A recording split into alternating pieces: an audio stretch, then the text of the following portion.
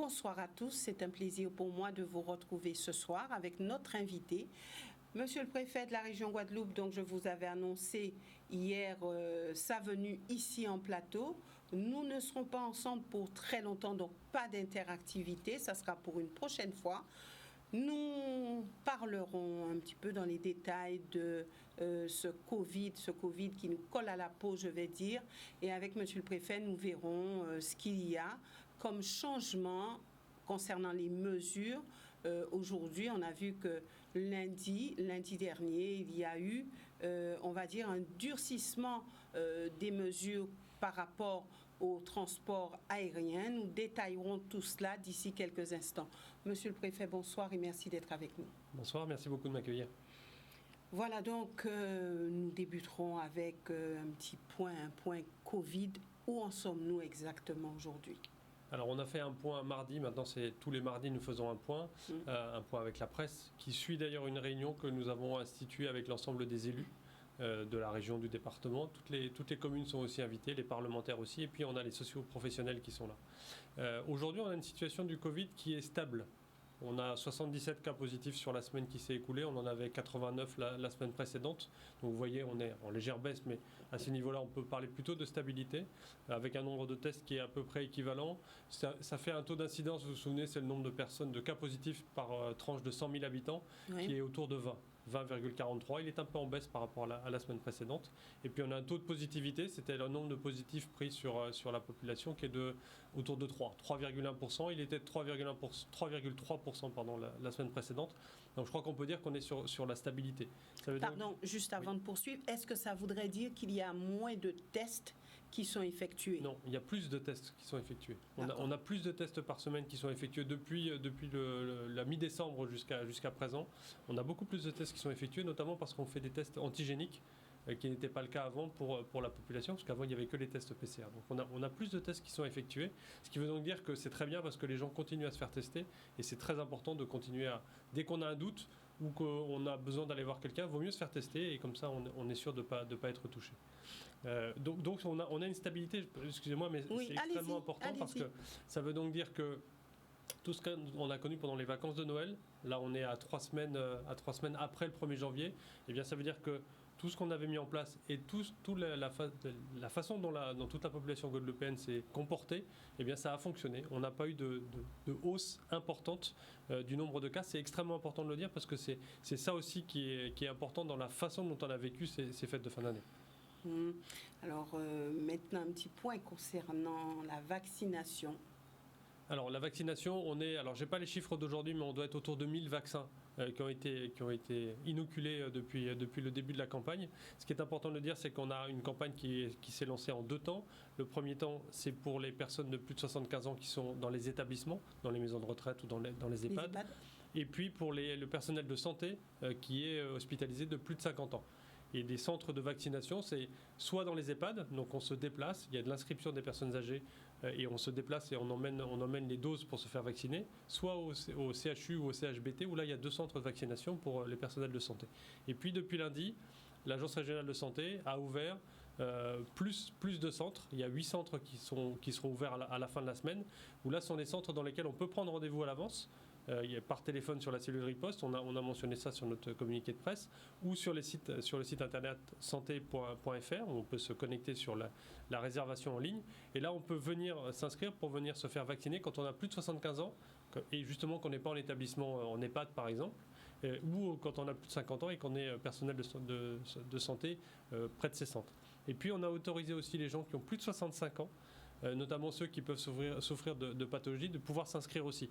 Donc comme ça, quand vous savez, il y a un sujet important de logistique, c'est-à-dire que quand on transporte les doses, il y a 6 doses par flacon, il faut vraiment qu'on les utilise.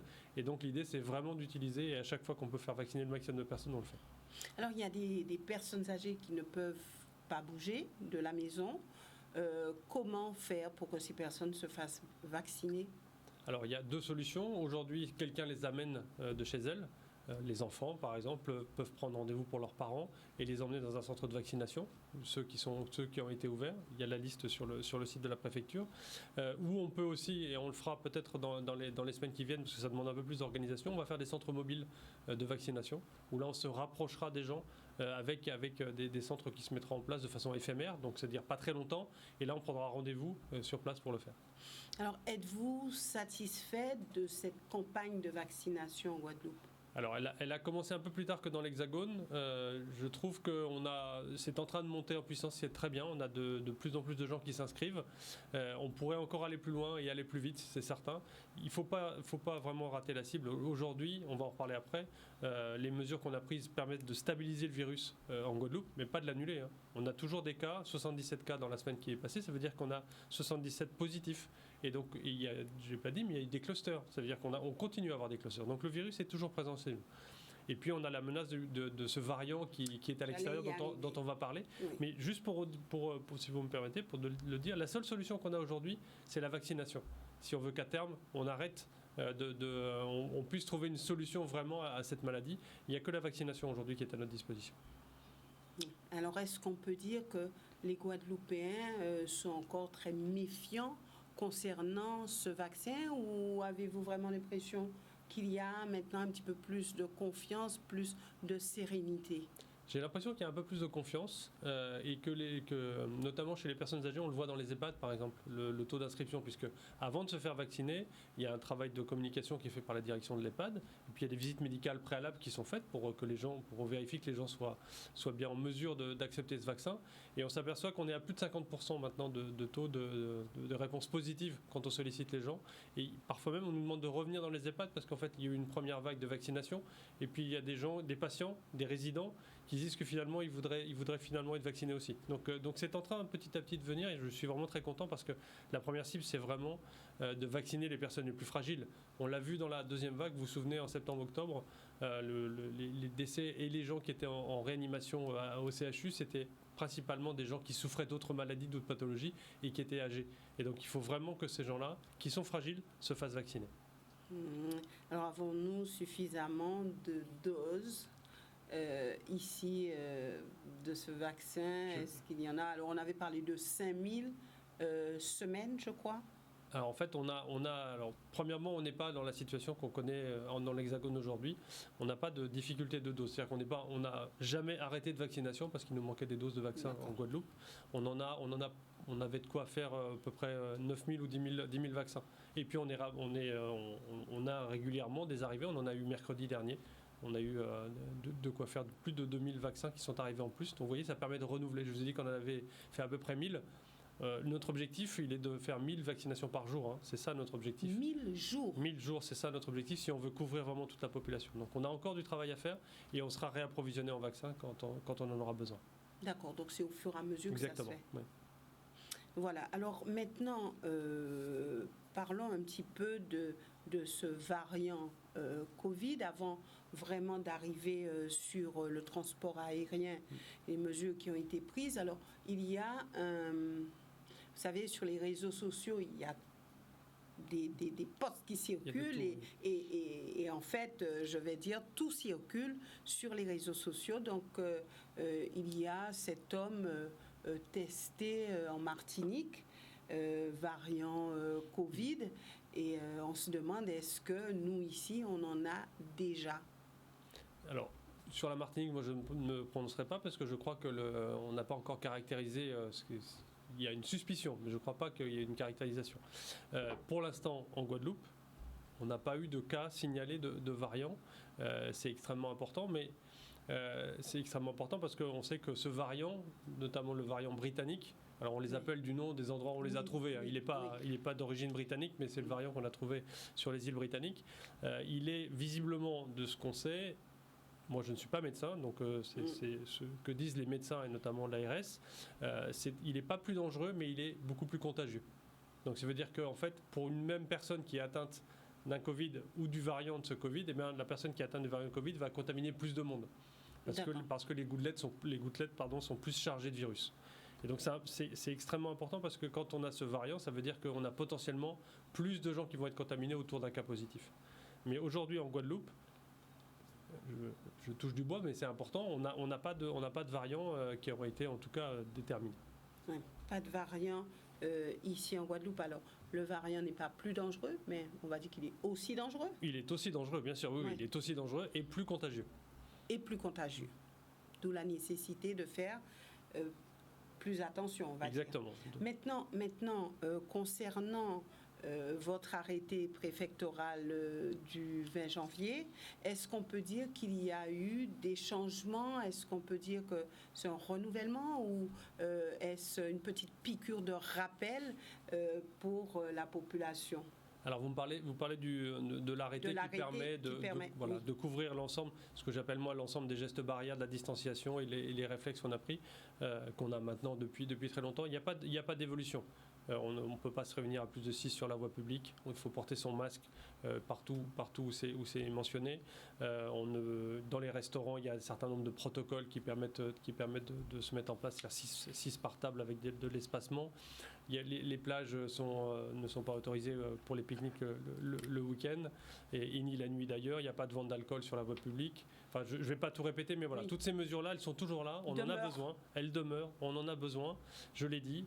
C'est grâce à ces mesures qu'on n'a pas eu de troisième vague pour l'instant. Il faut tout faire pour qu'on n'en ait pas demain. Donc c'est important qu'on conserve l'ensemble de ces mesures. Donc celle-là, il n'y a pas de changement. Il n'y a pas d'augmentation ou de diminution. Concrètement, c'est la même chose qui demeure, au moins pour les 3 semaines qui viennent. D'accord. Maintenant, il y a des évolutions concernant les voyages, le transport aérien et on va dire aussi maritime. Oui, tout transport vers l'extérieur en fait, vers l'extérieur ou en venant en Guadeloupe ou en partant de la Guadeloupe, soit par les airs, soit par la mer. Alors expliquez-nous un petit peu ce qui est mis en place concernant tout cela, puisque la population se dit oui, mais si je voyage, comment ça va se passer, qu'est-ce que je dois faire? Est-ce que vous pouvez vraiment nous expliquer ce que vous avez pris comme mesure concernant cette barrière, j'appelle barrière Covid, et est-ce que vous avez l'adhésion de tout un chacun pour ce dispositif? Alors, déjà expliquer pourquoi est-ce qu'on a pris ces mesures. On a pris ces mesures, on vient d'en parler, c'est parce qu'on n'a pas ici encore, dans les Antilles, Martinique on verra, mais dans les Antilles, donc c'est-à-dire Martinique et Guadeloupe, nous n'avons pas encore de variants et de formes de variants. Et donc, on sait en revanche que ce variant, il commence à être très présent dans l'Hexagone. Et donc, et c'est pas moi qui ai pris la mesure, puisque c'est le gouvernement, c'est un décret. Le gouvernement a décidé de protéger les Antilles, qui ne sont pas encore touchées, à la différence de la Guyane, vraisemblablement, de la Réunion, qui est touchée par un variant qui vient d'Afrique du Sud ou de Mayotte. Ouais. Donc le gouvernement a décidé de protéger les Antilles, donc la Martinique et la Guadeloupe, en instaurant des règles plus strictes pour les voyageurs qui venaient de l'Hexagone. Ces règles, elles sont de 3 ordres. Le premier, c'est qu'en partant de métropole, il faut toujours un test de moins de 72 heures pour venir ici en Guadeloupe, mais il faut que ce test il soit exclusivement PCR. Il n'y a plus de tests antigéniques qui sont autorisés. Pourquoi ? Parce qu'on s'est aperçu que les tests antigéniques étaient efficaces, mais qui pouvaient laisser passer parfois les variants. Donc pas fiables. Si, ils sont fiables, mais à moins de... Les tests PCR sont fiables à plus de 90%. Les tests antigéniques, je crois, c'est plus de 80%. Donc ils sont fiables, ils sont de bonnes... Mais si les PCR sont mieux. Donc on préconise des PCR pour venir. Donc ça, c'est la première mesure. La deuxième, c'est que quand on vient en Guadeloupe, on s'engage à rester en isolement pendant 1 semaine à son arrivée. Pourquoi est-ce que c'est important de rester 1 semaine en isolement à son arrivée ? Tout simplement parce que quand vous faites votre test PCR, 3 jours avant de partir en avion, il est possible qu'en arrivant en Guadeloupe, vous soyez tout de même porteur du virus. Soit parce que quand vous avez fait votre test PCR, le virus était dans votre organisme mais pas suffisamment fort pour que le test soit positif, et donc il s'est développé ensuite. Donc ça, c'est tout à fait possible. Et puis l'autre possibilité, c'est que vous ayez contracté le virus pendant le voyage ou les premiers jours en arrivant en Guadeloupe. Et donc, de ce fait, l'idée, c'est pendant 1 semaine, les gens doivent rester en isolement. Ils s'engagent d'ailleurs sur l'honneur, puisque vous remplissez un certificat dans l'avion, vous vous souvenez, pour tous ceux qui ont voyagé. Donc ils s'engagent pour l'honneur à rester en isolement. Rester en isolement, ça veut dire quoi ? Ça veut dire limiter au maximum tous les contacts avec l'extérieur et avec la population et les gens à l'extérieur. Ça veut donc dire que vous restez dans votre hôtel et vous n'avez pas de contact avec l'extérieur en dehors de l'hôtel. Le plus possible d'ailleurs, même au sein de l'hôtel, en faisant attention de ne pas avoir des contacts avec les autres clients pendant 1 semaine. Si vous avez une location, eh bien vous restez dans votre location. prescrit de sortir uniquement pour faire vos courses, uniquement en cas de nécessité, si évidemment vous avez un rendez-vous médical, vous devez aller à la pharmacie, ou si vous êtes convoqué par la police par exemple, comme ça peut arriver. Ça c'est si vous êtes un touriste. Ensuite, si vous êtes un voyageur et que vous allez dans votre famille, eh bien on vous préconise de la même façon de rester à votre domicile et de vous isoler pendant une semaine, de ne pas aller vous embrasser tout de suite mamie ou papy ou l'oncle et la tante ou les frères et sœurs. Donc vous restez pendant une semaine et à l'issue de cette semaine d'isolement, vous faites un test. Comme ça, une fois que ce test est négatif, eh bien voilà, ça veut dire que là, on est sûr que vous n'êtes pas porteur du virus et là, vous pouvez retrouver une vie plus normale, c'est-à-dire en appliquant toutes les règles qu'on a mentionnées juste avant. Est-ce qu'on peut se fier à cet engagement sur l'honneur ? C'est pas neutre un engagement sur l'honneur. Quand on s'engage sur l'honneur, ça veut dire qu'on prend une responsabilité de le faire. Ensuite, on fait beaucoup de communication et beaucoup d'informations. D'ailleurs, on a beaucoup travaillé avec les professionnels du tourisme. Là, je ne parle que des touristes, mais il y a des flyers qui sont distribués à l'aéroport là, depuis hier, qui sont à jour sur ces mesures. On va aussi faire des contrôles. Alors, c'est important de le dire, on ne peut pas verbaliser parce que c'est un engagement sur l'honneur, ce n'est pas une obligation prévue par un texte. Mais en revanche, à l'occasion des contrôles que nous allons faire, que nous faisons tous les week-ends sur les plages, sur les lieux de fréquentation du public, au restaurant pour vérifier que tous les protocoles et tous les gestes qui sont prévus dans les textes soient bien appliqués, eh bien j'ai demandé aux forces de l'ordre d'en profiter pour demander aux gens depuis combien de temps ils sont là et de vérifier que les gens qui sont là depuis moins d'une semaine sont bien restés à l'isolement et s'ils ne le sont pas, de leur préconiser d'y aller. Voilà, ça fait partie aussi de cette... Mais il n'y a pas de sanction à la clé. Non, il ne peut pas y avoir de sanction à la clé. Concrètement, voilà, on fait confiance aux gens, c'est un sujet de responsabilisation. Les gens qui viennent d'Hexagone, qui viennent comme touristes ou qui viennent comme voyageurs pour aller dans leur famille, ils viennent d'une zone dans laquelle ils savent que le virus est encore très présent. Je leur fais confiance pour qu'ils sachent que en venant ici, il ne faut pas qu'ils fassent courir de risque à la population guadeloupéenne qui est ici, parce que sinon, demain, on sera obligé d'avoir des mesures plus strictes. Si on n'est pas capable d'avoir des gens qui s'engagent sur l'honneur et qui font cet isolement pendant une semaine et qu'on s'aperçoit que ça ne marche pas, ça ne fonctionne pas, on sera vraisemblablement obligé de prendre d'autres mesures pour restreindre le nombre de personnes qui viendront en Guadeloupe, parce que là, on sera sûr que ceux qui viendront respecteront et on pourra le vérifier. Ouais. Donc en fait, le contrôle ça ne va pas jusqu'à la famille ou jusqu'à un hôtel, par exemple. Ça va juste sur les plages. En revanche, vous me disiez comment la mesure a été acceptée. Vous les avez entendus. Les hôteliers, les professionnels du tourisme n'ont évidemment pas pris ça avec gaieté de cœur, puisque ça veut dire que pour eux, c'est une baisse du nombre de voyageurs et du nombre de touristes.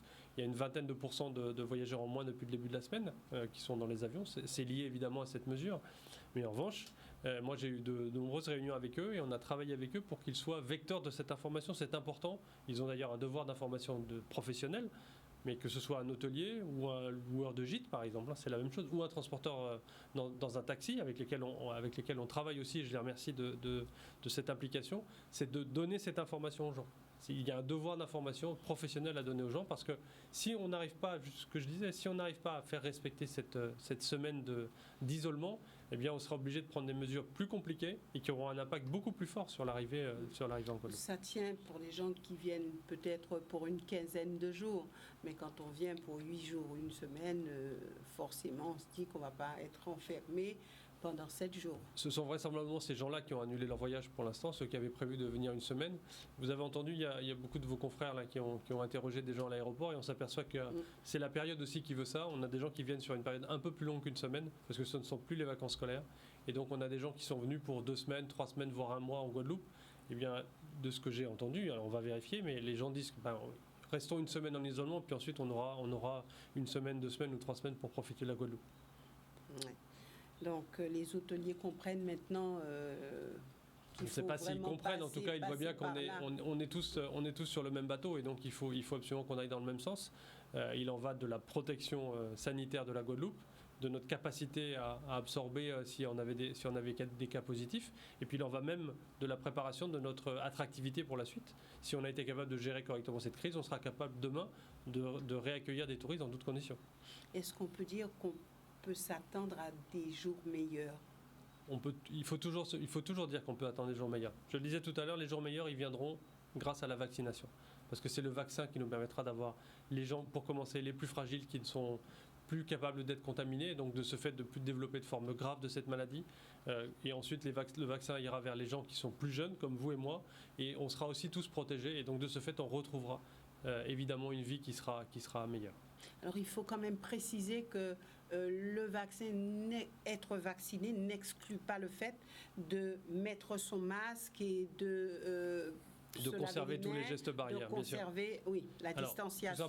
Tout simplement parce que quand vous êtes vacciné, vous ne développez pas la maladie. Ça ne veut pas dire que le virus vous n'avez pas le virus et que pour l'instant, en tout cas, on attend l'avis du Haut Conseil de santé publique. Pour l'instant, on ne sait pas si, une fois que vous êtes vacciné, vous transmettez ou pas le virus.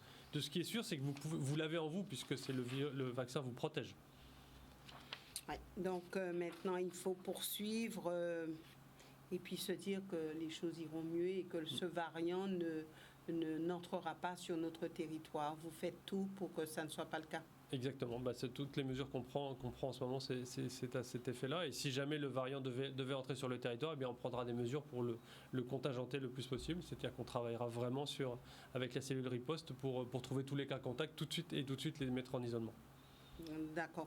Je ne peux pas vous laisser partir de ce plateau sans parler de l'eau. Est-ce qu'il y a des avancées? Est-ce que la voie législative, c'est celle qui est privilégiée et c'est celle qui sera de toute façon adoptée? Alors en tout cas, la voie législative continue puisque Madame la députée Justine Bénin a défendu son texte en commission à l'Assemblée nationale. Je crois que ça a été relaté dans les médias. Et l'audience à l'Assemblée nationale est le 28. Donc ça veut dire que le texte passera en vote à l'Assemblée nationale dès le 28, c'est-à-dire la semaine prochaine. Donc le processus législatif continue. Ouais. Que disent les élus qui étaient pour cette assemblée unique mais initiative locale et que ce soit les élus qui mènent ce dossier jusqu'au bout, les élus locaux? Mais je crois qu'on est toujours sur la même ligne, c'est-à-dire que la loi continue son chemin. Après l'Assemblée nationale, si elle est adoptée, elle ira au Sénat et ensuite elle s'appliquera. Si dans le même temps, l'ensemble des collectivités, l'ensemble des élus se mettent d'accord pour arriver sur un syndicat mixte ouvert dans les mêmes principes que ceux qui sont dans la loi, eh bien, je crois qu'il n'y aura peut-être pas besoin de la loi pour aller jusqu'au bout. Ce que je note, c'est que l'ensemble des élus, pour l'instant, ne sont pas d'accord avec le projet. Donc la loi a toutes les chances d'aboutir et d'être appliquée. En tout cas, la loi va continuer son chemin parlementaire, oui. Maintenant, un dernier mot, une dernière question. Le vivre ensemble en Guadeloupe. Alors c'est un sujet d'actualité. Qu'en pensez-vous? Votre question est difficile.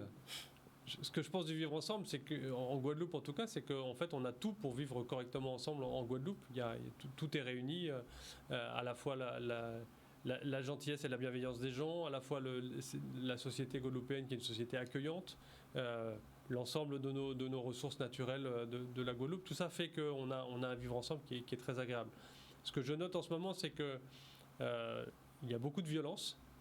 Et j'ai l'impression, alors peut-être qu'il n'y en a pas plus que les années précédentes, mais en tout cas c'est très concentré. On a beaucoup d'actes de violence depuis le début de l'année, donc ça c'est un constat. On fera avec le parquet et Madame la procureure générale la semaine prochaine un bilan de la délinquance de l'année 2020, on aura l'occasion d'en reparler. Et puis il y a un sujet, moi, j'emploie bien des mots qui m'horrifient, ce sont les accidents de la route. On a depuis le début de l'année un nombre d'accidents graves qui est extrêmement important, un nombre de tués sur les routes qui est bien supérieur à celui de l'année dernière, alors que, je vous rappelle, on a terminé l'année 2020 avec plus de morts sur les routes que l'année 2019. Donc je ne sais pas ce qu'il faut dire pour que les gens comprennent, mais il y a vraiment besoin que les gens se disent que la route est très dangereuse, en Guadeloupe comme ailleurs, mais elle est particulièrement dangereuse en Guadeloupe et qu'il y a besoin de faire très attention quand on est sur la route à soi, les gens qu'on transporte et puis les gens qu'on croise sur la route. Voilà, il faut vraiment retrouver le sens commun et raisonnable sur ces routes. Juste un dernier exemple, il y a eu un accident mortel à Trois-Rivières, en Basse-Terre. Quelqu'un qui visiblement allait très très vite, puisqu'en se rabattant d'un dépassement, il a filé sur le bas-côté et il a fait une chute de 30 mètres. Eh bien, les gendarmes, sur ma demande, ont fait ensuite des contrôles de vitesse au même endroit dans la semaine qui ont suivi, et elles ont sanctionné une dizaine de personnes qui roulaient jusqu'à 40 km/h au-dessus de la vitesse limite, au même endroit où il y avait eu l'accident une semaine précédente. Donc voilà. Donc je pense qu'il faut vraiment que tout le monde réfléchisse bien à la dangerosité de la route et au fait que quand on prend la route, c'est pas anodin, c'est très dangereux. Avez-vous ce sentiment d'impuissance? Est-ce que vous vous dites quelquefois, mais que faut-il faire exactement pour arrêter cette hécatombe? Un sentiment d'impuissance, non, je ne l'ai pas. En revanche, trouver les bons outils, les bonnes adéquations et les bons messages, oui, ça c'est ce qu'on est en train de chercher à faire. Parce que comme je l'ai déjà dit sur votre plateau, la sécurité routière, il y a un volet prévention, explication, communication, et puis il y a un volet sanction. Et donc les deux vont continuer. Concernant les meurtres? Alors, sur les meurtres, là, il faut que... Pour le coup, moi, je ne peux pas me prononcer, parce qu'il y a des enquêtes à chaque fois, donc c'est plutôt le parquet qui doit se prononcer. Mais il y a beaucoup de travail qu'on veut faire sur la prévention de la délinquance. C'est un axe que je veux vraiment conduire avec les élus, les nouvelles équipes municipales, les communautés d'agglomération. Je pense qu'on a vraiment un travail à faire avec eux sur la prévention de la délinquance. On a beaucoup de moyens qu'on va pouvoir développer avec eux, mais il faut qu'on se mette autour de la table et qu'on ait le temps de travailler sur ce sujet. Est-ce qu'on peut dire que c'est le Covid qui a eu un impact sur les gens? C'est compliqué à dire. On sent bien qu'on est dans une ambiance particulière avec le Covid, mais moi je ne suis pas capable de vous dire s'il y a un lien entre les deux. Voilà. En tout cas, merci d'être venu sur ce plateau pour nous parler de ce Covid qui continue, je le dis, à sévir en Guadeloupe, et pour aussi parler de la sécurité routière. Alors deux éléments importants et deux éléments qui peuvent être liés. La sécurité routière et le Covid. Oui, parce qu'on sent bien par rapport à notre CHU. C'est ça. On sent bien que, en fait, dès qu'on prend des risques quelque part, on risque l'accident, et donc sur la route c'est le cas. Tous les accidents dont j'ai parlé, qui sont des accidents graves, ont généré à chaque fois des évacuations avec les équipes du SAMU qui sont intervenues, parfois l'hélicoptère, et ensuite évidemment un traitement par les urgences et un traitement en réanimation pour les cas les plus graves. C'est le goulot d'étranglement, c'est là où vont tous les cas graves. Il faut mieux réserver. Et donc les cas Covid aussi. Alors on en a entre 3 et 5 en ce moment, donc ça veut dire qu'on est sur une capacité du CHU qui est bonne, qui est capable d'accepter toutes les réanimations sans difficulté en ce moment. Mais effectivement, tout ça vient sur les mêmes services qui ont déjà bien souffert des périodes de Covid précédentes qui ont été compliquées et qui doivent se préparer toujours à une évolution qui pourrait être négative de la Covid. Merci, Monsieur le Préfet, d'être venu sur ce plateau. Merci aussi à vous, téléspectateurs, de nous avoir suivis. Nous nous retrouvons la semaine prochaine pour d'autres émissions. Excellent week-end et très bonne soirée.